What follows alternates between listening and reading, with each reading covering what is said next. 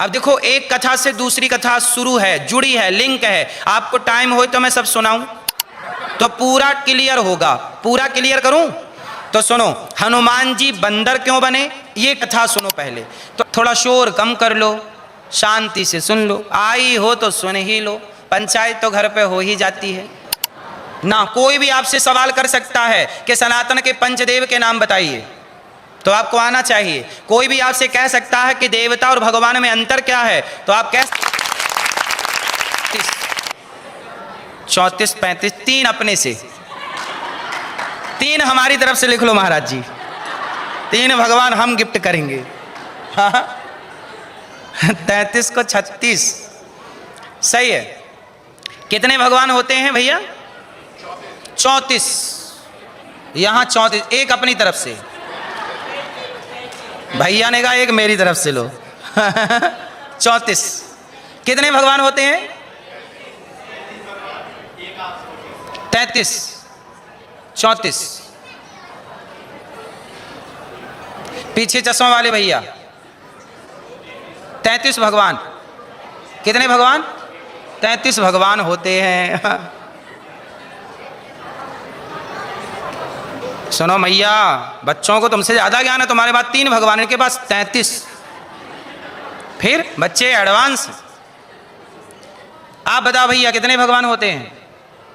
लाल 33। चश्मा वाले भैया 33 कोटि। कोटि मीन्स करोड़ या प्रकार, ठीक है। भैया बताएंगे हमारे, हाँ पिंक शर्ट, हाँ एक भगवान। दादाजी बताओ, एक भगवान। पीछे दादाजी, मैया लिखने वाली मैया बताएंगी कितने भगवान? एक। चलो अब देखो, हम सनातनी हैं और सनातन में कोई एक सवाल पूछ दे हमसे तो पसीना आ जाता है। क्यों है ये सब? क्योंकि आप सत्संग नहीं करते। हम आए हैं सत्संग सुनाने, पर आपको तो काम करना है। कल जाएंगे महाराज जी, 4 दिन का सत्संग है, कल जाएंगे, आज नहीं जाएंगे, आज थोड़ा सोएंगे, आज थोड़ा शॉपिंग कर लेंगे। अरे हम कोई रोज थोड़ी आते हैं। जब भी सत्संग हो तो बिना आलस्य के 2-4 दिन सुन लो, तो ये समस्याएं नहीं रहेंगी जो हैं 33 35 34 36, फिर क्लियर हो जाएगा। अब सुनो, भगवान कितने होते हैं? ये जो 33 आप लोग बोल रहे हो भैया, ये 33 भगवान नहीं है, ये देवता हैं। अब ध्यान से सुनो, 33 कौन है? 33 कोटि। कोटि मतलब प्रकार अर्थ लो या करोड़ अर्थ लो, दोनों अपनी जगह सही हैं। 33 कोटि देवता हैं। कितने हैं? जोर से। देवताओं के राजा कौन हैं? इंद्र। इंद्र देवताओं के कौन हैं? और राजा इंद्र हैं। और ये सारे कौन हैं? अच्छा, देवता अलग होते हैं। देवता मतलब सरपंच और भगवान मतलब प्रधानमंत्री। तो देवता भगवान के नौकर हैं। देवता कौन है? जोर से। नौकर हैं, चाकर हैं। 33 कोटि कौन होते हैं? जोर से। देवता। भगवान कितने होते हैं? एक। कितने भगवान हैं? एको ब्रह्म द्वितीयो नास्ति, ईश्वर एक। एक। कितने भगवान? क्या नाम है एक भगवान का भैया बताएंगे? नहीं?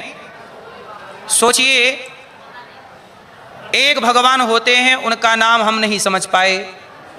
इसलिए सत्संग जरूर सुना करिए बच्चों को। जब आपको ही ज्ञान नहीं होगा तो बच्चों को क्या सुनाएंगे? कितने भगवान होते हैं? क्या नाम है एक का? चश्मा वाले भैया।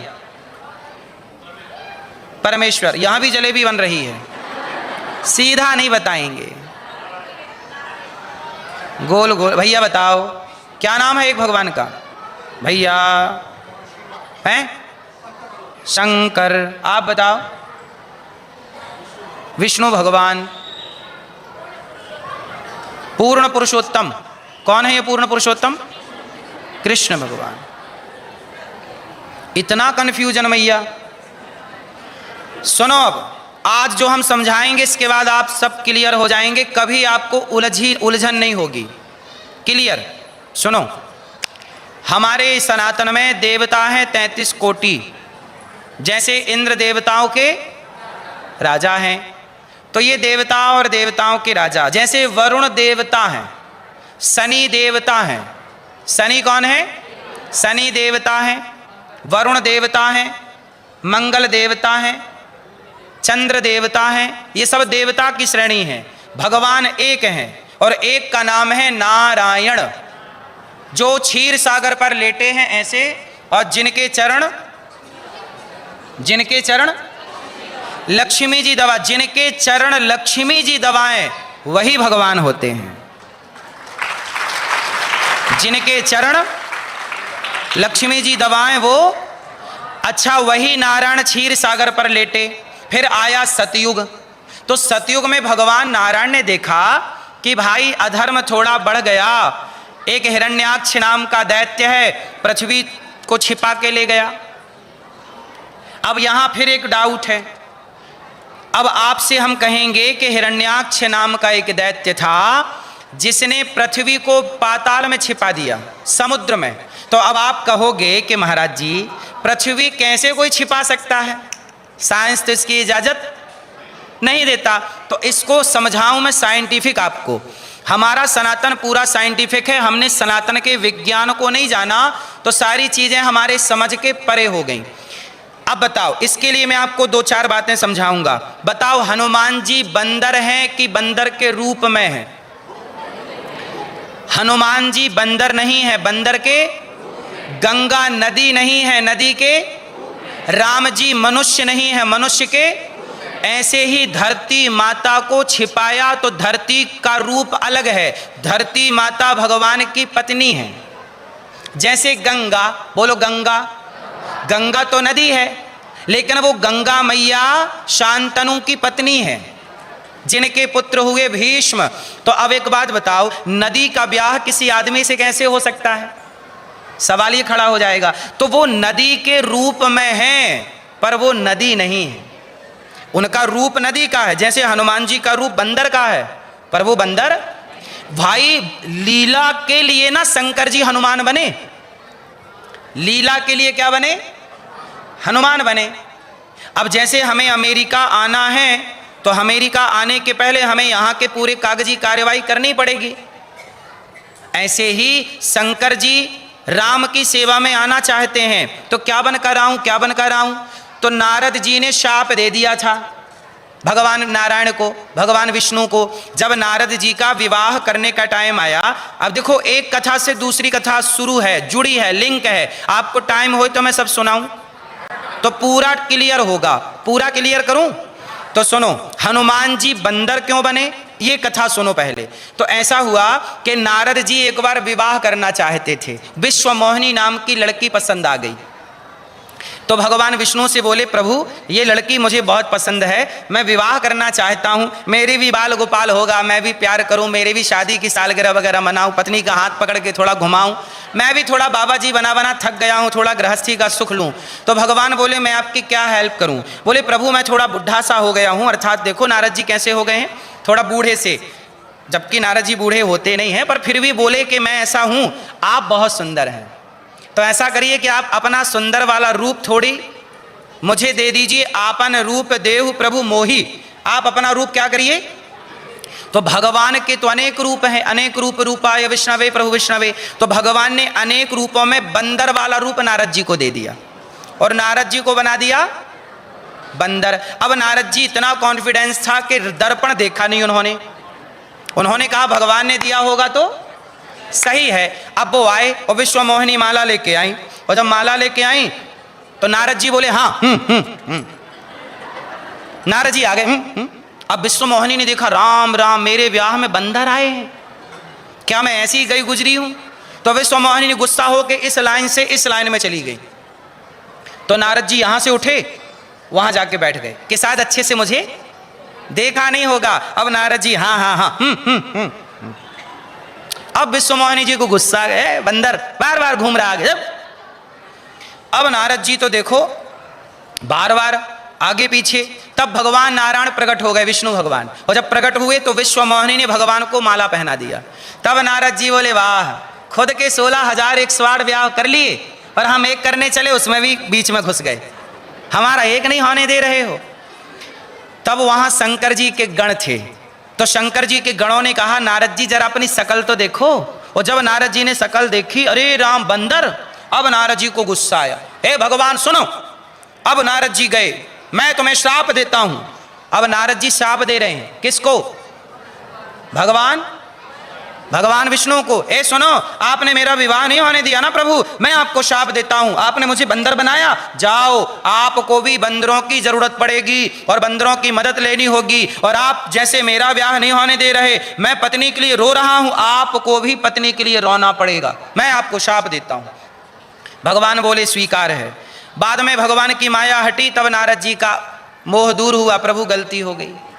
एक्चुअली नारद जी के साथ ये लीला क्यों हुई? क्योंकि नारद जी को घमंड आ गया था कि मैंने काम को जीत लिया। तो घमंड आया था तो इलाज तो करना था, इसलिए ये माया रची। और नारद जी ने 2 शाप दे दिए कि आपको स्त्री के लिए, बोलो, इसलिए राम जी, इसलिए भगवान नारायण राम बनकर आए और स्त्री के लिए रोए, सीता कहाँ हो, सीता कहाँ? रावण ले गया तो राम जी रो रहे, क्योंकि रो नहीं रहे, नारद जी के वचनों को सत्य कर रहे हैं। शाप लगा है तो रो रहे। और फिर बंदर कौन बनेगा? तो शंकर जी। तो हनुमान जी बंदर नहीं है, पर बंदर के, क्योंकि शाप है। ठीक है, तो कोई भी लीला होती है उसके पीछे कारण होता है, हम कारण नहीं समझते, उंगली खड़ी करते हैं, ऐसा क्यों? तो धरती माता को कौन ले गया? धरती, इस धरती को नहीं, धरती के रूप में जो रूपवती नारी हैं उनको कौन ले गया? हिरण्याक्ष। तब हमारे भगवान विष्णु ने हिरण्याक्ष को मारने के लिए अवतार लिया। तो क्या अवतार लिया? बाराह। क्या अवतार लिया? तो सुनो, भगवान कितने हैं? एक। तो एक नारायण सतयुग में 12 बनते हैं। फिर वही नारायण जब देखते हैं कि प्रहलाद पर बड़ा अत्याचार हो रहा है और प्रहलाद के पिता ने वरदान मांगा, ना दिन को मरूं ना रात को मरूं, ना अस्त्र से मरूं ना शस्त्र से मरूं, उसने वरदान मांगा। तब उसको मारने के लिए भगवान ने अपने आप को अलग डिजाइन किया, तो बन गए नृसिंह। क्या बन गए? तो आप लोग बोले कि 2 भगवान हो गए, विष्णु अलग, नरसिंह अलग, वामन अलग। नहीं, एक ही बन रहे हैं, एक ही बने 12, एक ही बने नरसिंह। और नरसिंह बन के किसको मारा? हाँ, प्रहलाद को गले लगाया। फिर तीसरी बार क्या हुआ कि राजा बलि ने यज्ञ किया, उस यज्ञ में 3 पग भूमि भगवान मांगने चले गए और वामन भगवान का अवतार हुआ। तो नारायण क्या बन गए? फिर आया द्वापर, त्रेता।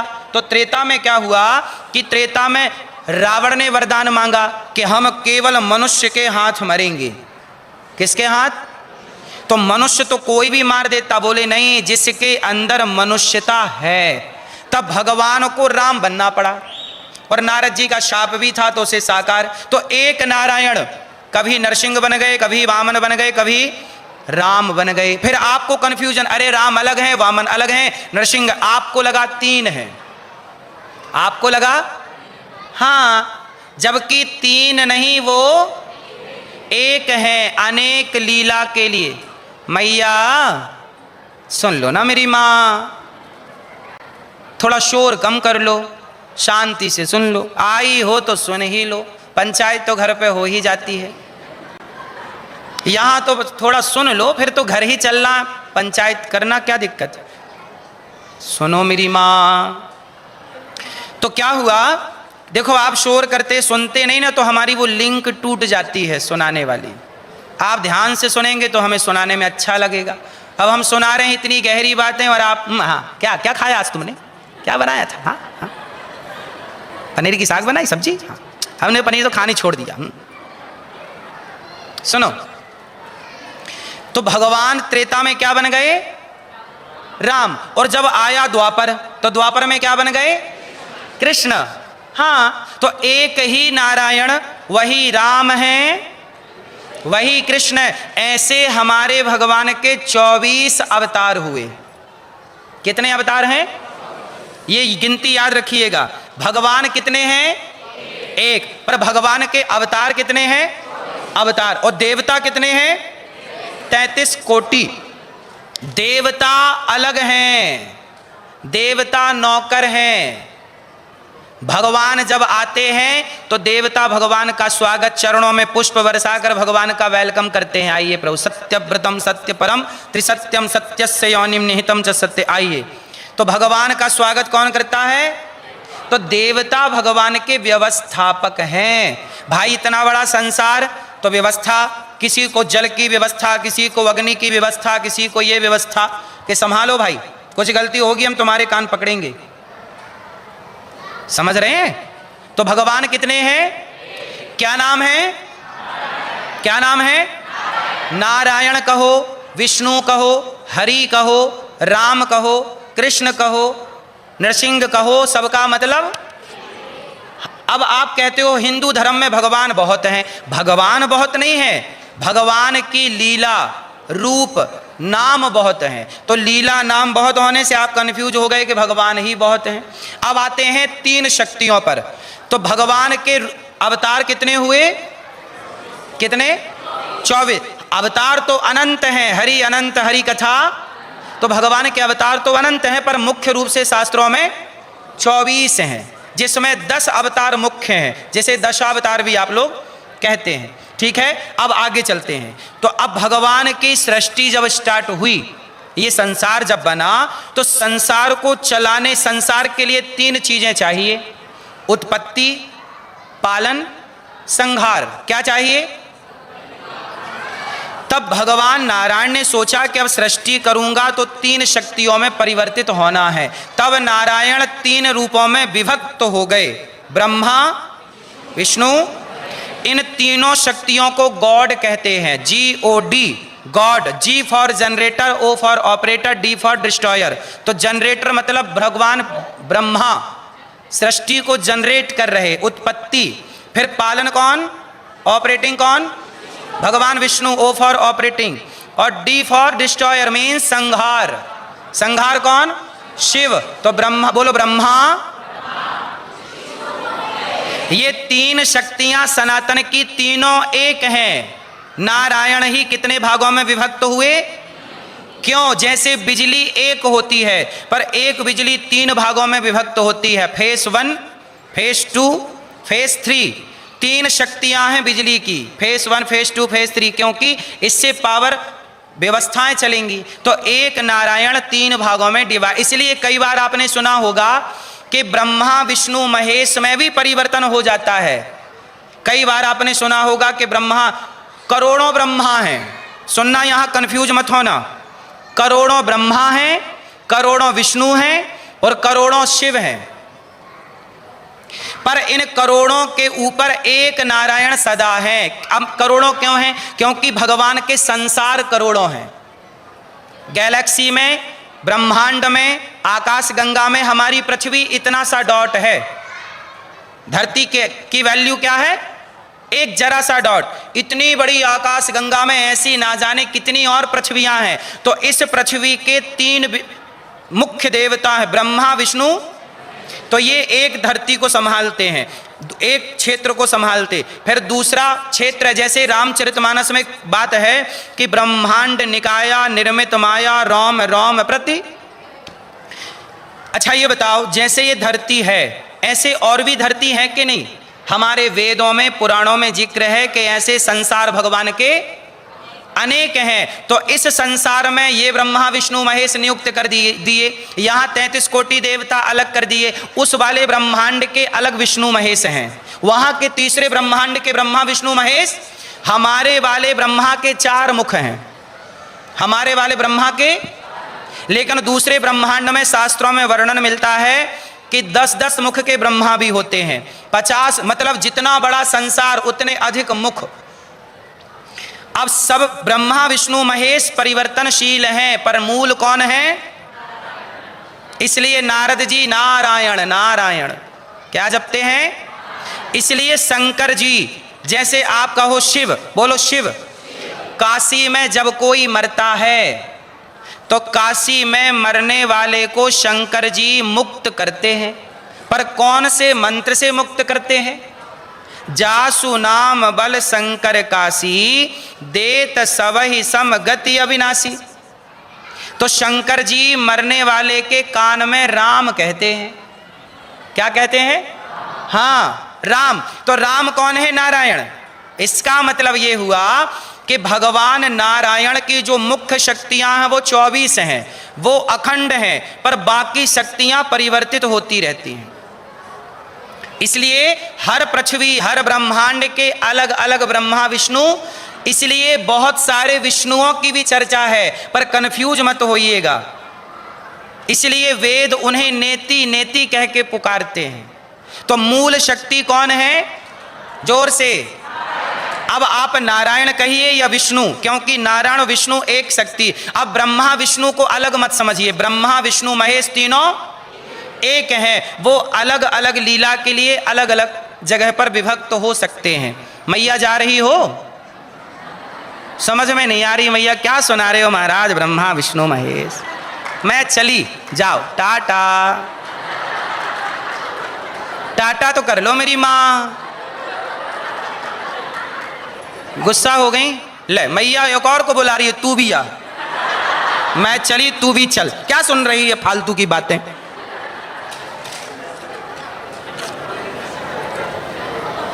सुनो, तो अब कितना समझ में आया आपको कि एक नारायण है, वो वही ब्रह्मा विष्णु, इनमें कोई भेद, ब्रह्मा विष्णु महेश में कोई भेद, हरि हरि और न भेद, इनमें कोई भी भेद।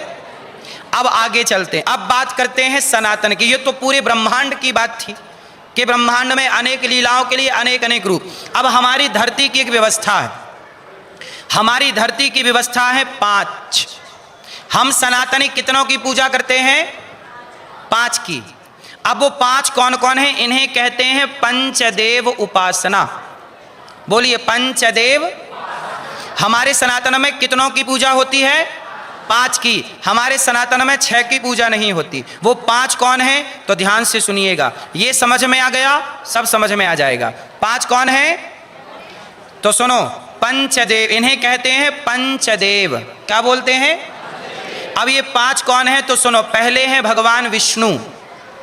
और जैसे ही मैंने विष्णु कहा तो विष्णु कहते ही भगवान के 24 अवतार आ गए। नारायण सहित कितने अवतार? तो विष्णु का संबोधन होते ही कितने? तो 1। हमारे विष्णु मतलब चाहे राम कृष्ण नारायण, चाहे बिहारी जी, राधा रमण जी, राधा वल्लभ जी, जगन्नाथ जी, द्वारिकाधीश जी, विट्ठलनाथ जी, इनकी सेवा, ये सब नारायण हैं। तो 1 विष्णु में कितने आ गए? 24, और अन्य और 24। तो पंचदेव में पहले कौन? भगवान विष्णु। दूसरे भगवान शंकर। और जैसे ही शिव का नाम लिया तो 12 ज्योतिर्लिंग आ गए और हनुमान जी आ गए। कौन आ गया? हनुमान जी और 12 ज्योतिर, ये 2। तीसरी है दुर्गा। दुर्गा कहे तो 52 शक्ति पीठ आ गई। काली, कामाख्या, केला, शारदा, ज्वाला और शीतला देवी, मनसा देवी और माँ भगवती, जितने भी हमारी भगवती हैं सब किस में आ गई? 52 शक्ति पीठ। कितनी पीठ? दुर्गा का नाम लेते ही शक्ति आ गई। तो भगवान विष्णु, भगवान शिव, माता रानी, माता रानी मतलब माँ दुर्गा। और चौथे हैं भगवान सूर्य।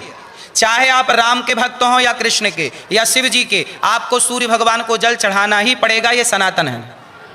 बोलो हाँ। तो चौथे कौन? और 5वें हैं गणपति बप्पा। सनातन में इन 5 की पूजा होती है। इन 5 के अतिरिक्त तुम छठे किसी की पूजा करते हो तो आप गलत हैं। हमारे वेदों में, पुराणों में इन 5 का जिक्र है। इन 5 के यज्ञ भी होते हैं। छठवा किसी का कोई यज्ञ का विधान नहीं है। तो ये पंचदेव। अब आप इन 5 में किसी, आप दुर्गा के उपासक हैं, आप सही हैं।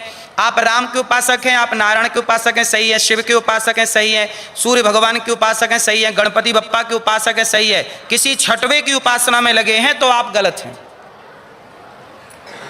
क्लियर? ये है सनातन का बेसिक ज्ञान, जो सबको, सनातनियों को होना चाहिए, ताकि आप कभी कंफ्यूज ना। कोई भी आपसे सवाल कर सकता है कि सनातन के पंचदेव के नाम बताइए, तो आपको आना चाहिए। कोई भी आपसे कह सकता है कि देवता और भगवान में अंतर क्या है, तो आप कह सकते हैं देवता कार्यकर्ता है, भगवान राजा है, भगवान भगवान है। पूरी सृष्टि किसके अधीन है? जोर से, भगवान। और भगवान किसे कहते हैं? नारायण। और नारायण के कितने रूप हैं? 24। राम कौन है? नारायण। कृष्ण कौन है? नरसिंह कौन है? वामन कौन है? शिव कौन है? शिव भी नारायण का ही, हरि हरि और न भेदः। अब भगवान के 3 शक्ति और है, ब्रह्मा विष्णु और फिर पंचदेव अलग हैं। ये पूजा उपासना की पद्धति में है। तो कितने देवता हैं टोटल? पूजा पूज्य 5 हैं। इसलिए हनुमान चालीसा में एक चौपाई है, और देवता हनुमत से, और देवता, और देवता। आप लोग ना देवताओं के पीछे भागते, देवताओं को पीछे भागने की जरूरत नहीं है, देवताओं को चित्त पर रखने की जरूरत नहीं है। नंद बाबा देवताओं की पूजा करते थे, देवराज इंद्र की। नंद बाबा किसकी पूजा करते थे? तब भगवान कृष्ण बोले कि इंद्र की पूजा ना करो। किसकी पूजा करो? गिरिराज जी की। तो इंद्र की पूजा बंद कराई और गिरिराज जी की पूजा जैसे ही स्टार्ट करी और इंद्र को सूचना मिली कि मेरी पूजा नहीं हुई, तो इंद्र ने मूसलाधार। तो देवताओं की पूजा करने की जरूरत नहीं है, क्योंकि देवताओं की पूजा करने से यदि हमने पूजा एक बार नहीं की तो देवता नाराज हो जाते हैं। जैसे भगवान कृष्ण ने एक बार पूजा नहीं की, भाई सालों से पूजा होती आई और एक बार पूजा नहीं हुई, तो इंद्र को ऐसा नहीं करना चाहिए कि पूरा ब्रज डुबा दो। भाई एक ही बार तो नहीं की, तो देवताओं की पूजा नहीं करोगे तो नाराज हो जाते हैं। पर भगवान की पूजा ना करो। धोखे से अजामिल जैसे पापी के मुंह से धोखे से क्या निकला? नारायण। तो भगवान नाराज नहीं हुए, उस पापी से पापी का भी उद्धार कर दिया। तो देवताओं में और भगवान में ये अंतर है कि देवता नाराज हो सकते हैं पर भगवान अपने भक्त पर। आप कभी भगवान को लात मार दीजिए, आप भगवान को कभी लात मार दीजिए तो लात मारने पर भी वो आपसे नाराज। अच्छा बताइए किस भक्त ने भगवान को लात मारी? भृगु ऋषि ने। किसने लात मारी? आपने, आपके घर में गोपाल जी होंगे तो ध्यान से देखना, उनकी छाती पे के लात का निशान बना है, पांव बना है। क्या बना है? वो पांव भृगु जी का है। एक बार भृगु जी ने लात मार दी। अब क्यों लात मारी कहो तो मैं बताऊं, आपके पास टाइम हो तो बताऊं। भृगु जी ने एक बार लात मार दी। किसको लात मार दी? क्यों लात मारी? तो कारण सुनो। एक बार धरती पे यज्ञ हुआ, जब आया कलयुग, तो कलयुग में ना लड़ाइयां हो गई। ब्रह्मा जी के भक्त बोले ब्रह्मा जी बड़े, शिव जी के भक्त बोले शिव जी बड़े, नारायण के भक्त बोले। अब तीनों में लड़ाई, मैं बड़ा कि तेरे, भगवान बड़े कि तेरे, बड़े कि तेरे। तो भृगु जी बोले सब चुप रहो, मैं तीनों की परीक्षा लेके आता हूं। मेरी परीक्षा में जो पास होगा वो सबसे, और वही होगा प्रथम पूज्य, वही होगा। तो भृगु जी चले सबसे पहले ब्रह्मा जी के पास। तो ब्रह्मा जी को जाके प्रणाम नहीं किया तो ब्रह्मा जी को गुस्सा है, बेटा प्रणाम नहीं करता पिता को, कैसा बेटा है, बिगड़ गया। भृगु जी बोले पिताजी आपको गुस्सा बहुत आती है, नाक में धरा रहता है, आप नहीं हो प्रथम पूज्य। खारिज कर दिया। फिर शंकर जी के पास गए। कौन? भृगु ऋषि। तो शंकर जी दौड़े, भृगु जी मेरे भैया आओ आओ गले लगाओ। भृगु जी ने कहा खबरदार मैं आपको गले नहीं लगा सकता। तो थोड़ा शंकर जी को भी गुस्सा आ गई, शंकर जी को भी क्रोध आ जाता है कभी कभी। तो भृगु जी ने कहा कि आप भी प्रथम पूज्य की लिस्ट में नहीं हैं। अब गए भृगु जी भगवान नारायण के पास। कहाँ गई? ये कथा पुराणों की है, मैं अपने मन से नहीं सुना रहा हूं, लिखी है, पढ़ लीजिएगा। तो क्या हुआ? भृगु जी गए नारायण के पास, तो नारायण भगवान लेटे थे। तो भृगु जी को गुस्सा ही करते तो कुछ हो नहीं, बस पड़े पड़े पत्नी से पांव दबाते हो। तो भृगु जी को गुस्सा आई और भृगु जी ने गुस्से में भगवान नारायण की छाती पर एक लात मारी। और जब लात मारी तो भगवान ने चरण पकड़े भृगु जी के, कहा भृगु जी आपके चरण बड़े कोमल हैं, हमारी छाती बड़ी कठोर है, कहीं आपको चोट तो नहीं आई। जब भृगु जी ने कहा प्रभु मैंने आपको लात मारा और आपने मेरे साथ ये व्यवहार किया, तब भृगु जी चरणों में गिर पड़े और भृगु जी ने भगवान को सबसे पहले पूज्य मान लिया कि यही है सबसे प्रथम पूज्य। अब मैं फिर से आपको वहीं ले चलता हूं। ब्रह्मा और शिव का ये व्यवहार भृगु जी के प्रति ऐसा क्यों था? क्योंकि ब्रह्मा और शिव भी चाहते थे कि प्रथम पूज्य भगवान बने, इसलिए उन्होंने ये लीला रची। तो सबसे प्रथम पूज्य कौन है? अब आप कहोगे नहीं महाराज, प्रथम पूज्य तो गणेश जी हैं, प्रथम पूज्य तो, लेकिन गणेश जी से भी प्रथम पूज्य कौन है? कैसे हैं? सिद्ध करिए। तो सुनो, जब आप कोई पूजा करते हो गणेश जी की, जब गणेश जी की पूजा करोगे तो सबसे पहले पंडित जी क्या बोलते हैं? संकल्प। हाथ में जल लो, पुष्प लो, सुपारी लो और संकल्प बोलो। संकल्प में सबसे पहले क्या बोलते हैं? 3 बार विष्णु विष्णु विष्णु श्रीमद्भगवते महापुरुषस्य विष्णुराज्ञा प्रवर्तमान सद्य, तो ये सब बोलते हैं। तो पहला किसका नाम बोलते हैं? विष्णु विष्णु। हाँ, तो कोई भी आप शिव जी का यज्ञ करिए। किसका यज्ञ? जब आप रुद्राभिषेक करेंगे, शिव की उपासना करेंगे, तो शिव की उपासना में जो संकल्प होगा उस संकल्प में किसका नाम होगा? विष्णु विष्णु विष्णु। गणपति जी की पूजा के पहले किसका नाम संकल्प में? तो यही है प्रथम पूज्य। तो वही भृगु जी के चरण भगवान की छाती पर बन गए और आज भी भगवान के वक्षस्थल पर क्या है?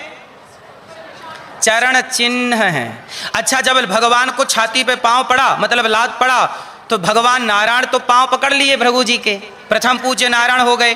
पर लक्ष्मी जी गुस्सा हो गई कि आप तो पिटवाते रह रहे हो, देखो आप घर बैठे आके लात मार के पंडित जी चले गए। अब लक्ष्मी जी हो गई नाराज। अच्छा, लक्ष्मी जी को वो पांव किसे लगा पता है? लक्ष्मी जी को लगा। क्यों लगा? क्योंकि भगवान के हृदय में किसका वास है? लक्ष्मी जी। तो वो लात किसे लगी? तो लक्ष्मी जी नाराज होगी, हमें लात मार दिया पंडित जी ने और आप उनसे कह रहे हो लगी तो नहीं, हमसे नहीं पूछा कि लगी तो नहीं। नाराज होके चली गई और तिरुमला पर्वत पर चली गई। कहाँ चली गई? तब भगवान नारायण लक्ष्मी जी को मनाने के लिए भगवान श्रीनिवास बन करके गए। क्या बन करके गए? श्रीनिवास भगवान बन करके गए। अच्छा, एक कथा और है, कहो तो मैं इससे कनेक्ट कथा जोड़ के सुनाऊं। तो सुनो, एक्चुअली क्या हुआ कि मैया यशोदा ने भगवान से कहा, श्री कृष्ण जब मैया यशोदा को छोड़कर चले गए और द्वारिका की लीला हुई, और द्वारिका के बाद 100 सालों के बाद मैया यशोदा किससे मिली? भगवान श्री कृष्ण से। तो भगवान कृष्ण ने मैया यशोदा से कहा कि आप ना कुछ मांग लो। तो मैया बोली कि कन्हैया क्या चाहिए? कुछ नहीं, पर मैंने तुम्हारा विवाह नहीं देखा, क्योंकि तुमने सारे विवाह कर लिए, मैंने तुम्हारे विवाह का वो दर्शन, तो मैं तुम्हारा विवाह देखना चाहती हूँ। तब भगवान बोले इस जन्म के तो हो गए, अब अगले जन्म का विवाह आप देखिएगा, कलयुग में आपको हम विवाह का दर्शन कराएंगे। तो सुनिए, वही यशोदा आगे चल करके माता बकुला बन करके आई। कौन आई? बकुला माँ, जिन्होंने श्रीनिवास भगवान के पुत्र रूप में सेवा की, और श्रीनिवास भगवान का माता विवाह पद्मावती से हुआ, जिनकी साक्षी माँ बकुला बनी, और वही श्रीनिवास भगवान बाद में तिरुपति बालाजी कहलाए।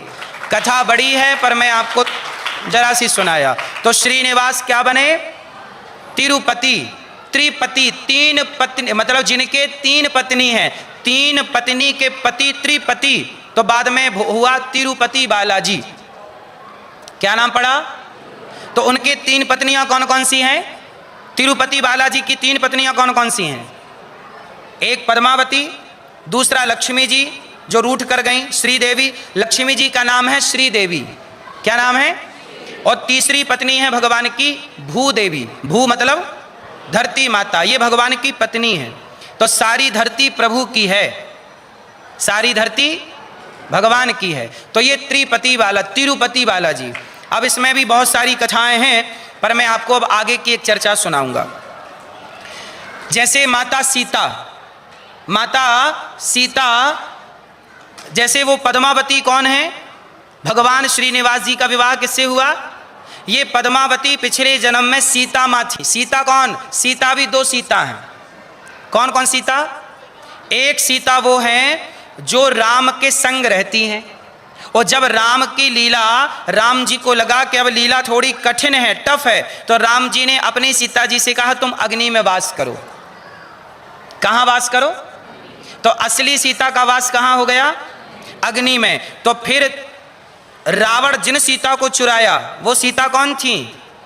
वो छाया सीता थी और उन्हीं छाया सीता का नाम था वेदवती। और वही वेदवती आगे कलयुग में क्या बनी? पद्मावती। ये कथा विस्तार से सुनना है कि नहीं? सुनाऊं कि नहीं?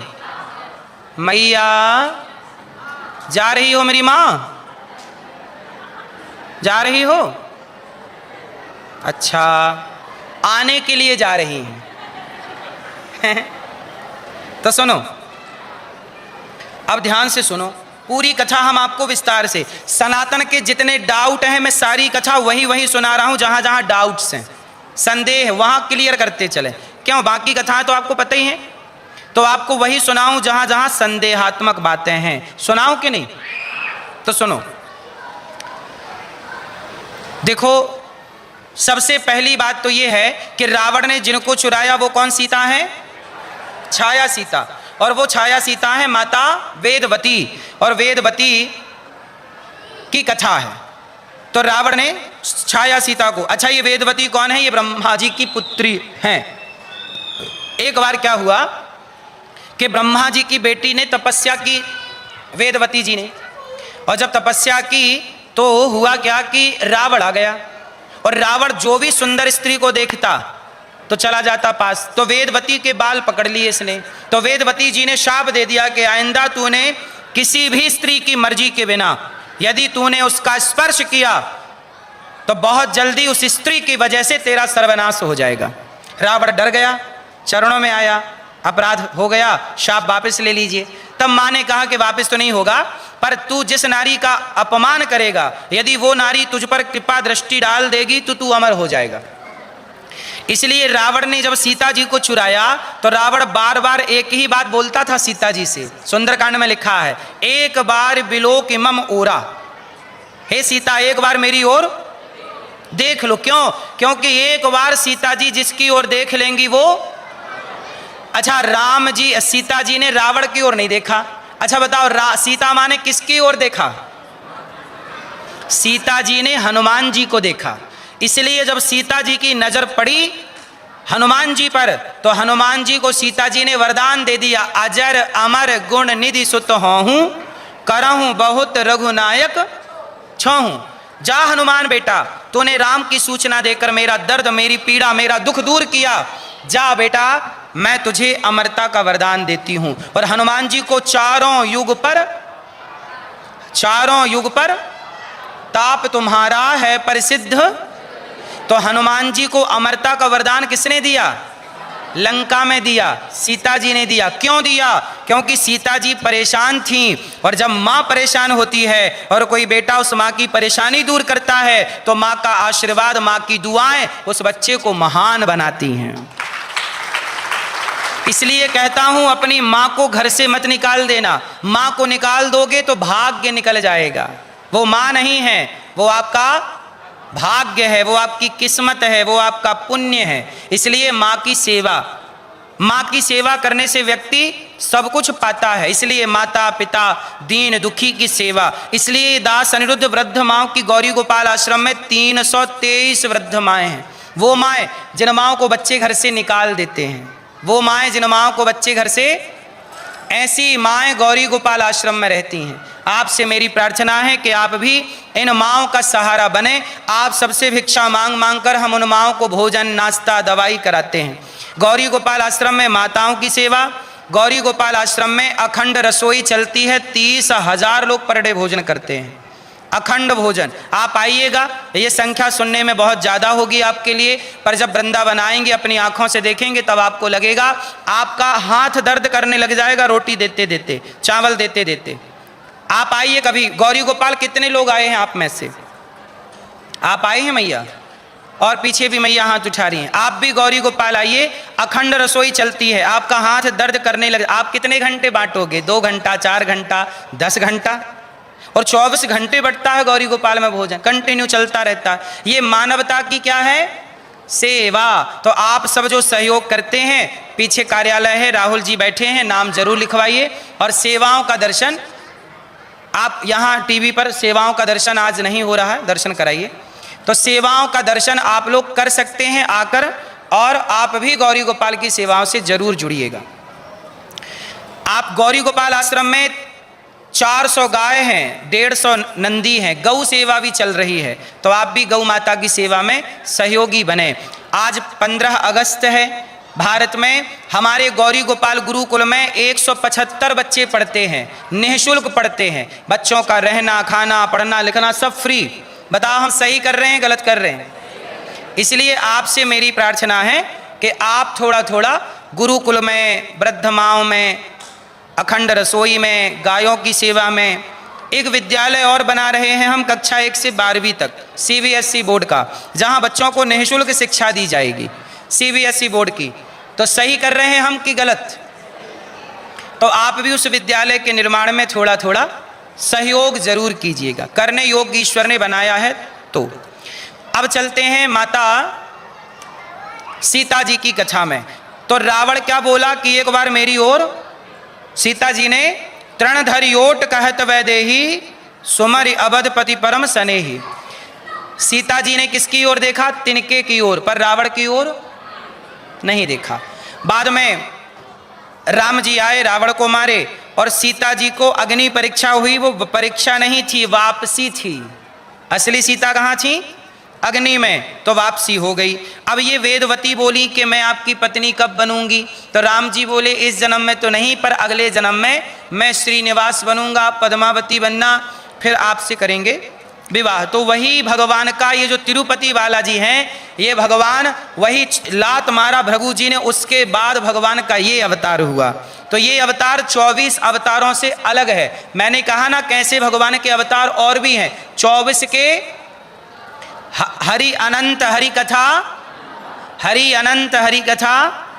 हाँ, तो किसी, अब जैसे नरसिंह जी का मायरा भरने आए, तो मायरा भरने के लिए जो अवतार लिया, वो अवतार की गिनती 24 अवतार में नहीं है। ऐसे भक्तों के लिए जो अवतार लिए वो अवतार अलग हैं। ऐसे अनंत अवतार हैं भगवान। समझ में आई कि नहीं? चलो, अब एक मुख्य प्रश्न समाज में खड़ा होता है, उस पर आप कहेंगे तो मैं बात करूंगा। मैया सुन लो मेरी माँ, भैया जा रहे हैं, चश्मा वाले भैया, देखो इस गेट से निकले ताकि नजर ना पड़े। जा रहे हो? अच्छा। भैया बोले अच्छा, तो हम चलते हैं। सुनो, अच्छा एक बात बताओ, भगवान राम ने माता सीता को वनवास भेज दिया, बोलो हाँ। सही किया कि गलत किया? अब गौरी गोपाल की सारी सेवाएं दिखेंगी, आप देख सकते हैं, और प्रत्यक्ष आकर देखें तो मैं ज़्यादा आपसे प्रार्थना करूंगा कि आप प्रत्यक्ष भी देखें जो यहाँ देख रहे हैं। ये देखो गौरी गोपाल आश्रम में हमारी वृद्ध माँ को नाश्ता मिल रहा है। ये नाश्ता, कल का नाश्ता आप भी बंटवा सकते हैं। ये वो माएँ हैं जिनके बच्चे घर से छोड़कर चले जाते हैं। ऐसी हमारे पास 323 माताएं हैं।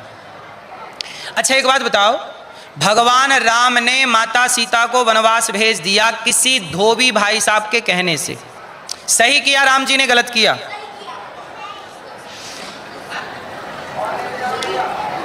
जोर से आप बताओ। गलत किया। आप बताओ। हैं? पता नहीं है बेटा, आप बताओ। भैया आप बताओ, राम जी ने सही किया गलत किया? आप बताओ गुलाबी भैया। सही किया। पीछे वाले दादाजी बताएंगे सही किया गलत किया। भैया चेयर पर बैठे हैं, गलत किया। कितने लोगों को लगता है राम जी ने गलत किया? जिनको लगता गलत किया हाथ उठाओ, जिनको लगता सही किया वो हाथ उठाओ। कुछ लोगों ने हाथ नहीं उठाया, तो आपको क्या लगता है? हमें कुछ नहीं लगता महाराज जी, कुछ नहीं लगता। मैया, ए मेरी माँ, मैया, ए चश्मा वाली मैया, जा रही हो? सुनो, राम जी ने सही किया कि गलत? अच्छा ये बताओ, इसके बारे में पूरी जानकारी चाहिए कि नहीं आपको? पूरा जड़ से लेकर शिखर तक पूरी जानकारी चाहिए, हाँ या ना? किस किस को चाहिए?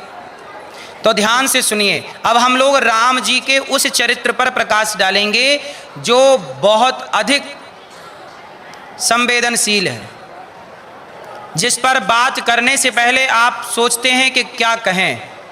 कई बार राम जी पर उंगलियां खड़ी करते हैं। सुनो, बोलो राधे राधे, जय गौरी गोपाल। आओ अब सुनते हैं। सबसे पहले देखो, राम जी ने सीता जी को वनवास क्यों भेजा, इसकी पूरी बात समझते हैं आप लोग? नहीं समझते तो समझो।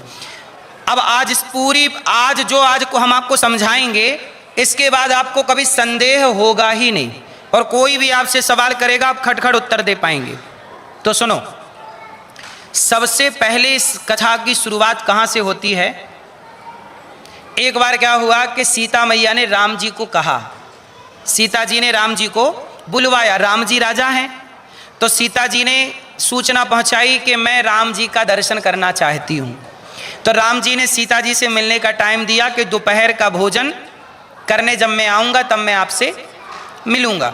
अब देखना, सीता जी किसको बुला रही हैं?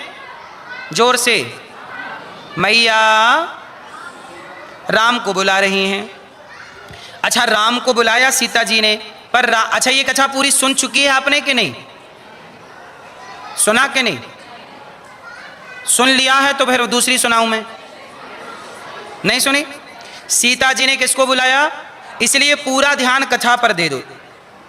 राम जी को सीता जी ने बुलाया, राम जी बोले मैं दोपहर में आऊँगा। अब राम जी का इंतजार सीता जी करने लगी। तभी सीता जी के कमरे में माता कैकई आई।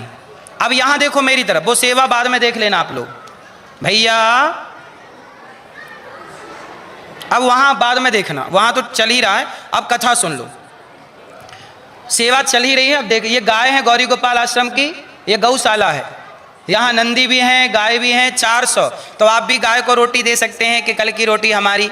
एक एक छोटी छोटी सेवा गौरी, सोचो मेरे पास 150 नंदी हैं। नंदी सड़क पे खुल जाए तो कसाई पकड़ के ले जाता है, तो हम लोग सड़क से नंदी उठा के अपनी गौशाला में ले आते हैं कि कसाई ना ले जाए। अब भैया नंदी तो हम ले आते हैं, पर नंदी को, गाय को खाना तो चाहिए। और गाय का खाना है चारा, भूसा, थोड़ा सा दाना। अब इसके लिए क्या चाहिए? आप लोगों का सहयोग। जैसे आप अमेरिका में रहते हो, आप तो घर पे गैया रख नहीं पाते, तो गौरी गोपाल गौशाला में जो गाय हैं, एक एक गाय की सेवा आप जरा $1 प्रत्येक व्यक्ति गाय के लिए। हम आपसे लाख नहीं चाहते, 1000 भी नहीं चाहते, जरा सा कि आपकी ओर से गाय को, एक गाय रोज आपकी ओर से पेट भर के खाए। समझ रहे हैं? तो आप ये समझिए कि आपके $1 से एक गाय दिन भर में खा सकती है।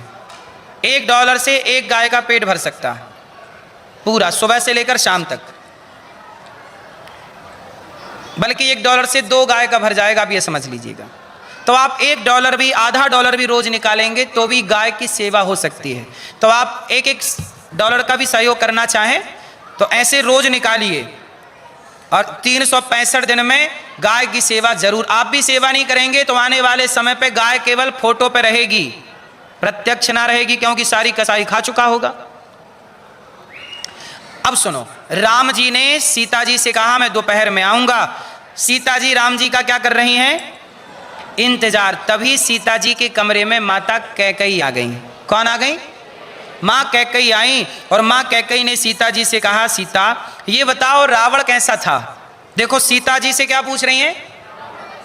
रावण कैसा? सीता जी बोली मैं नहीं जानती कि रावण कैसा था, मैंने तो रावण को, सीता जी ने रावण को नहीं देखा, मैं नहीं जानती। सीता जी ने कहा मैंने नहीं देखा। कैकई माँ बोली मैंने रावण को, तुम बता ना चाहे, तुमने देखा तो होगा पर बता नहीं रही हो। सीता जी ने कहा माँ मैंने नहीं देखा। तभी क्या हुआ कि सीता माँ को माँ कौशल्या जी ने बुला लिया। तो सीता माँ कहाँ चली गई? कौशल्या जी के पास। अब सीता जी के कमरे में कौन है? माता कैकई अकेली। और कैकई माँ ने क्या किया कि पूरा रावण का चित्र सीता जी के कमरे की दीवार में उतार दिया।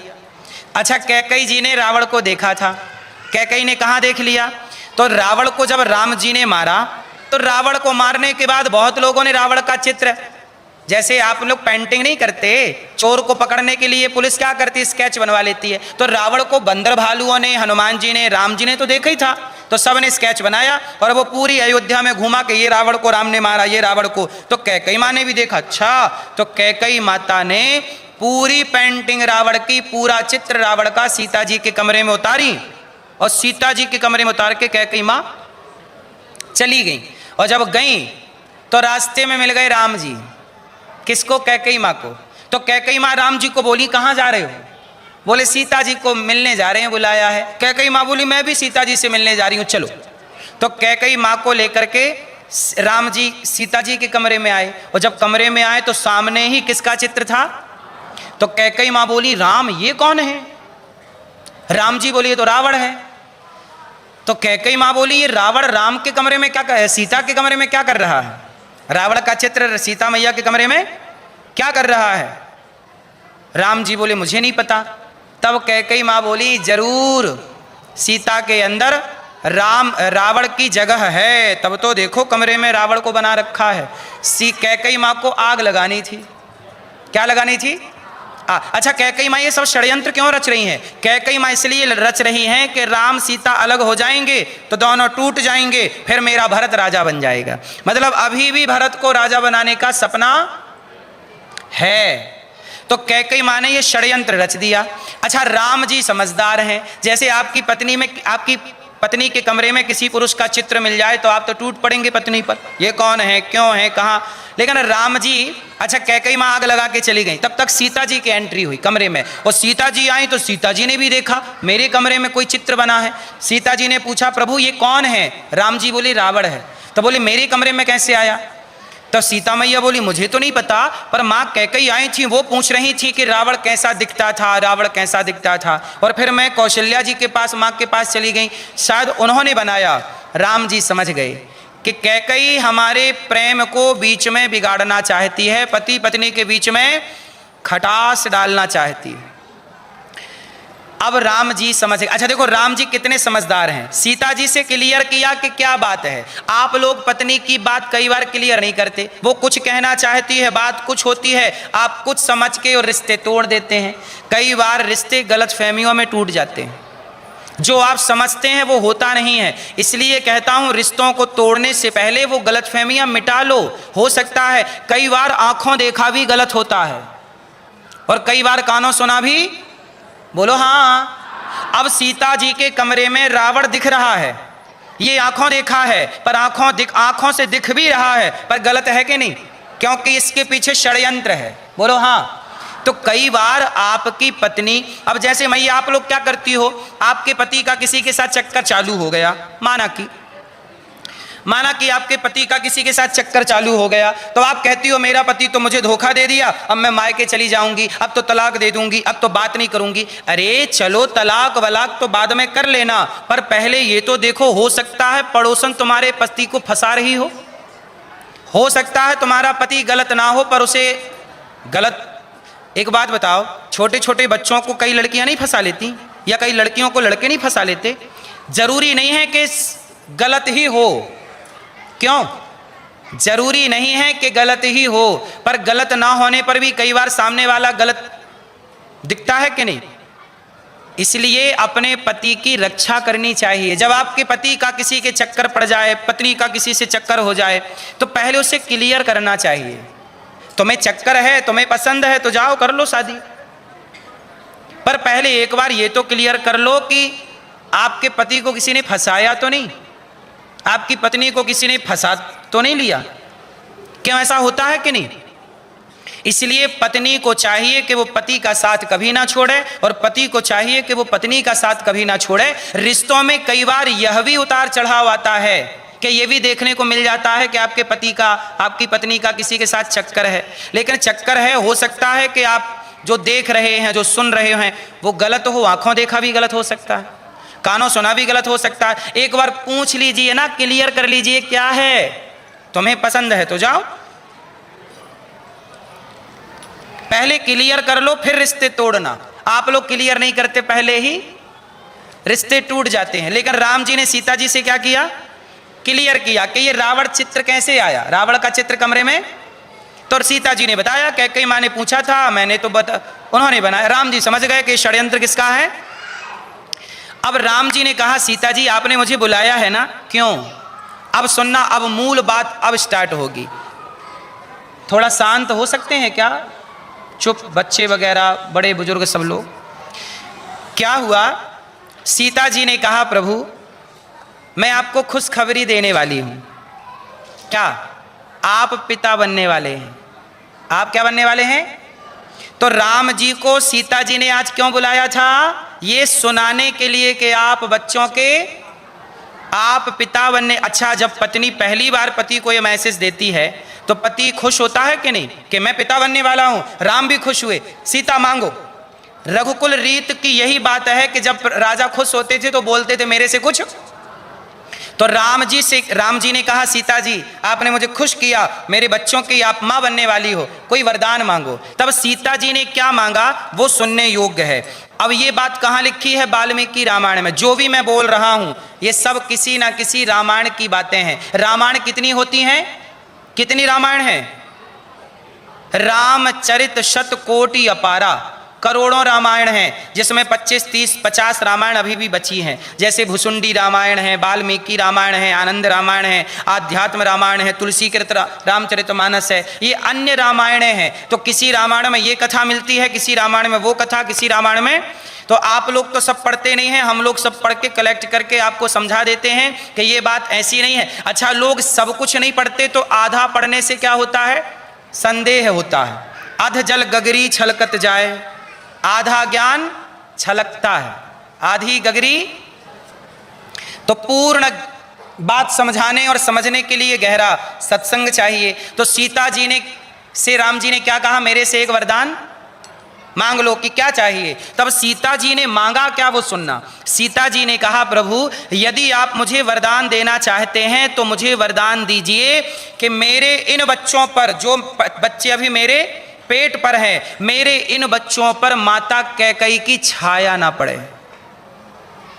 क्यों? क्योंकि देखो ना, कमरे में रावण का चित्र बना के चली गई। कल को मेरे बच्चों को पाकर ना जाने क्या भड़का दे, ना जाने क्या बरगला दे। इसलिए मैं अयोध्या में अपने बच्चों को जन्म देना।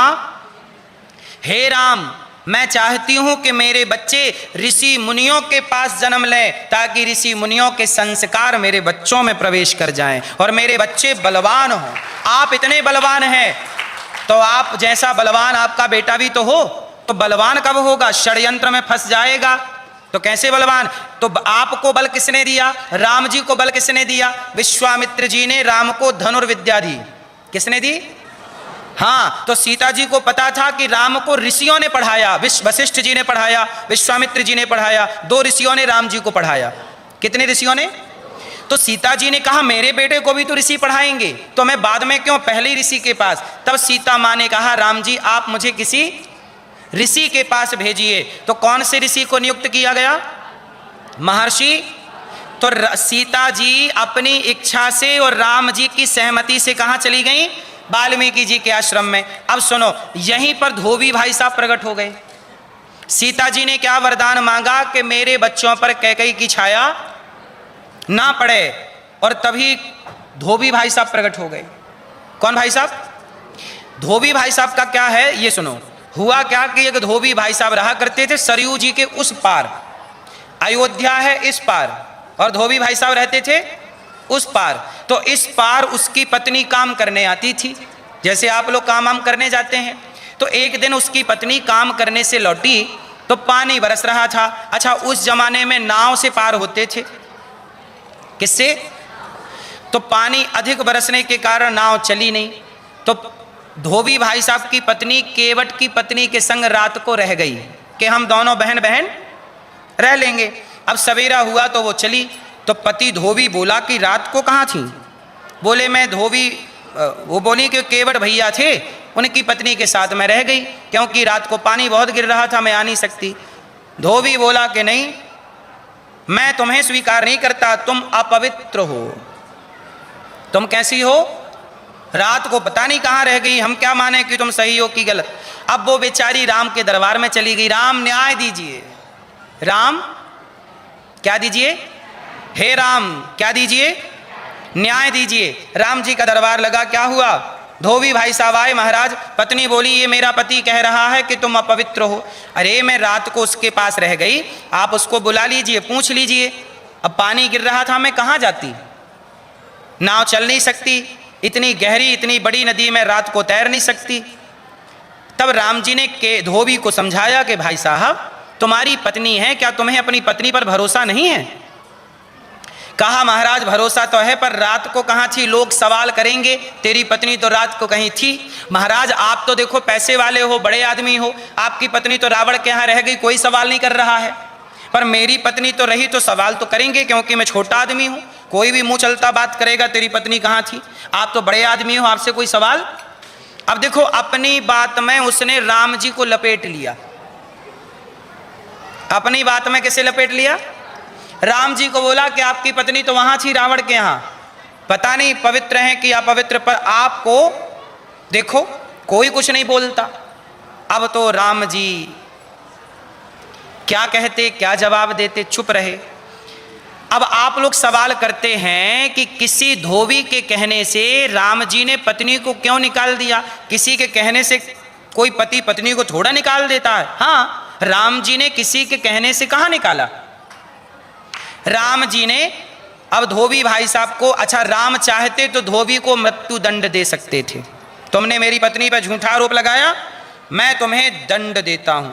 अच्छा राम जी जब दंड देते और मार डालते धोबी को, तो सच बताओ क्या मैसेज जाता समाज में? क्या मैसेज जाता? यही मैसेज जाता, लोग कहते अच्छा राम सीता गलत होंगी, इसलिए तो बोलने वाले को मार डाला, मुंह बंद कर दिया। सीता जी पर अभी आरोप लगा था और मार देने से वो आरोप सिद्ध हो जाता। क्या हो जाता? जोर से। इसलिए राम जी ने वो सभा को स्थगित किया, धोबी भाई साहब को कहा कि भाई हमारे हिसाब से तुम्हारी पत्नी पवित्र है, अब तुम्हें जो करना है करो। राम जी गए। अब ये बात कानों कान सीता जी तक पहुंची। राम जी तो पहुंच ही गए। राम जी, अब राम और सीता बैठे हैं। राम जी बोले सीता सुनो, धोबी कह रहा है कि सीता जी परीक्षा क्यों नहीं दे देती? समाज कह रहा है कि सीता को क्या देनी चाहिए? कौन सी परीक्षा? अग्नि परीक्षा। तो राम जी ने सीता जी से कहा सुनो आप दे दीजिए परीक्षा। सीता जी बोली प्रभु मैं आपकी आज्ञा का उल्लंघन नहीं करूंगी, मैं अग्नि परीक्षा तो दे दूंगी, लेकिन अब मुझे ऐसी समाज में रहना नहीं है जिस समाज का मुझ पर भरोसा, इसलिए अब मैं परीक्षा तो दूंगी पर परीक्षा के बाद मैं रुकूंगी नहीं। इसलिए अभी मेरे बच्चे अंदर हैं पेट में, ये पहले बड़े हो जाएं, पढ़ लिख जाएं, आपको सौंप दूं आपके बच्चे, फिर मैं परीक्षा दे करके सदा सदा के लिए पवित्रता सिद्ध कर दूंगी। पर अभी परीक्षा दूंगी और मैं चली जाऊंगी तो ये बच्चे भी मेरे साथ, इसलिए अभी मुझे किसी संत के पास पहुंचाइए। तो राम जी ने सीता जी को कहाँ पहुंचाया? वाल्मीकि जी के यहाँ। तो अब वाल्मीकि जी के यहाँ सीता जी रहीं और सीता जी वहाँ रहीं, लवकुश प्रकट हुए और लवकुश प्रकट होने के बाद पढ़ाई लिखाई हुई, इतने बलवान हो गए कि हनुमान जी को भी मूर्छित कर देते हैं। किसको मूर्छित? अब लवकुश बलवान हो गए। अब गए अयोध्या तो लवकुश राम कथा गाने लग गए। तो लवकुश से राम जी ने पूछा तुम कौन हो? तो लवकुश ने कह दिया हम आपके पुत्र हैं, हम आपके। तो राम जी ने कहा हम कैसे मान लें कि आप हमारे पुत्र हैं? आपकी माता जब तक ये नहीं कहेगी तब तक कैसे माना जाए? आपकी माँ को बुलाओ। अब सारी सभा हक्का बक्का हो गई, भाई कोई बच्चा है कह दे हम तुम्हारे बच्चे हैं, तो एक डाउट की स्थिति हो गई ना। राम जी पर आरोप लग रहा है ये तुम्हारे बच्चे हैं, कौन है तुम्हारी माँ? बोले सीता। सीता जी को बुलाया। तब सीता जी ने कहा कि राम, हे प्रभु और हे जनता जनार्दन, आपने मेरे पर जो आरोप लगाया था यदि वो आरोप मिथ्या है, मैं रावण के यहाँ रहकर भी यदि मैं पवित्र हूँ गंगा और यमुना और अग्नि की तरह, तो हे पृथ्वी माता मुझे अपनी गोद में स्थान दीजिए। यदि ये लवकुश राम के पुत्र हैं तो हे पृथ्वी माता अपनी गोद में मुझे स्थान दीजिए। ये कहते ही धरती माता फट गई और धरती माता प्रकट हो गई विमान लेकर, और सीता माँ सबको प्रमाण पत्र दे करके अपनी पवित्रता का और लवकुश मेरे अर्थात राम के पुत्र हैं, इसका प्रमाण पत्र देकर बच्चों को पिता के हाथ सौंप कर सीता जी सदा सदा के लिए धरती माता में समा गई। अब लोग कह रहे हैं माता क्षमा कर दो, माता गलती हो गई, हमने झूठा ही आरोप लगाया। तब सीता माँ ने कहा ऐसे ही ना बोल दिया करिए, ऐसे ही आरोप ना लगाया करिए, आप बोलकर भूल जाएंगे। आप लोग भी ना जाने किस किस पर क्या क्या आरोप लगाते हैं। हम बताएं, किसी का ना दिल नहीं दुखाना चाहिए। आप कहते हो अरे वो तो गलत है, वो तो गलत, आपने देखा क्या? नहीं देखा, केवल कह दिया, आप पाप के भागीदार हो गए। बेवजह किसी को गलत कहना पाप है। मैं दोषी नहीं हूं, पर आपने मुझे दोषी कहा तो आप पापी हो गए कि नहीं? यहां से भी पाप होता है, वाणी से, यहां से, हाँ या ना? जो व्यक्ति गलत नहीं है आप उसे गलत कहेंगे, ये पाप है कि नहीं? ये वाणी का पाप है। समाज को यही पाप लगा। सीता माँ बोली मैं तो क्षमा करती हूं, पर आइंदा बोलने के पहले समझिए कि आप बोल क्या रहे हैं। तुम्हारे बोलने से किसी की जिंदगी में क्या प्रभाव पड़ सकता है, शायद आप नहीं समझते। शब्दों में बड़ी जान होती है, शब्दों में बड़ी जान होती है। इन्हीं से आरती अरदास और अजान होती है। यही समुंदर के वो मोती हैं जिससे इंसानों की इंसानों को पहचान होती है। इसलिए शब्दों को संभाल कर बोलना चाहिए। शब्द संभाल के बोलिए, शब्द के हाथ ना पांव। एक शब्द औषधि करे, एक शब्द करे घाव। शब्दों से घाव भी होता है, जान निकल जाती है शब्दों से। कई बार शब्दों से जान निकल जाती है और कई बार शब्दों से जान आ जाती है। कोई बिल्कुल मरने वाला है, अनाथ है, अकेला है, आप जाके कह दो तू चिंता मत कर मैं तेरे साथ हूं, तो मानो कि उसमें जान आ जाती है कि मैं अकेला नहीं। गौरी गोपाल आश्रम में जब ये वृद्ध माओं की सेवा, अखंड रसोई की सेवा, जब आप लोग कहते हैं अनिरुद्धाचार्य जी आप चिंता न करिए हम भी आपके साथ हैं, तो मुझ में भी जान आ जाती है कि चलो इन माओं का कोई तो सहारा बना। गौरी गोपाल गुरुकुल में जो बच्चे पढ़ रहे हैं, कोई तो है आप जैसे जो बच्चों की सेवा में थोड़ा सहयोग करना चाहते हैं। आपके जरा से सहयोग से आपका कुछ घटेगा नहीं।